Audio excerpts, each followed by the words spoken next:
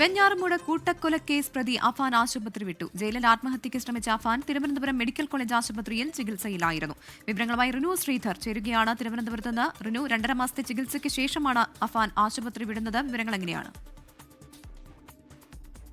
പ്രവിധ നാടിനെ നടക്കിയ വെഞ്ഞാറമൂട് കൂട്ടക്കൊലപാതക കേസ്. ഈ കേസിലെ പ്രതി സ്വന്തം മാതാവിനെ കൊലപ്പെടുത്തുവാൻ ശ്രമിക്കുകയും സ്വന്തം സഹോദരനെയും അതുപോലെ തന്നെ പിതൃ സഹോദരങ്ങളെയും അതുപോലെ തന്നെ പിതാവിന്റെ മാതാവിനെയും കൊലപ്പെടുത്താൻ ശ്രമിച്ച പ്രതിയാണ് അഫാൻ. ഈ അഫാൻ ജയിലിൽ കഴിയവെയാണ് ആത്മഹത്യക്ക് ശ്രമിച്ചത്. തുടർന്ന് ജയിൽ അധികൃതർ തിരുവനന്തപുരം മെഡിക്കൽ കോളേജിലേക്ക് അത്യാസന്ന നിലയിൽ അഫാനെ എത്തിക്കുകയായിരുന്നു. ഇപ്പോൾ 2.5 മാസം തികയുമ്പോഴാണ് അഫാനെ തിരികെ ജയിലിലേക്ക് ഇന്ന് ഡിസ്ചാർജ് ചെയ്ത് എത്തിച്ചത്. പ്രത്യേക നിരീക്ഷണം ഉണ്ടാകും എന്നുള്ളതാണ് ജയിൽ അധികൃതരിൽ നിന്ന് നമുക്ക് ലഭിക്കുന്ന വിവരം. ഇന്ന് തിരുവനന്തപുരം മെഡിക്കൽ കോളേജിൽ 2.5 മാസത്തെ ചികിത്സയ്ക്ക് ശേഷം ഇപ്പോൾ ആരോഗ്യനില തൃപ്തികരമായതിനെ തുടർന്ന് എത്തിക്കുകയായിരുന്നു ജയിലിൽ.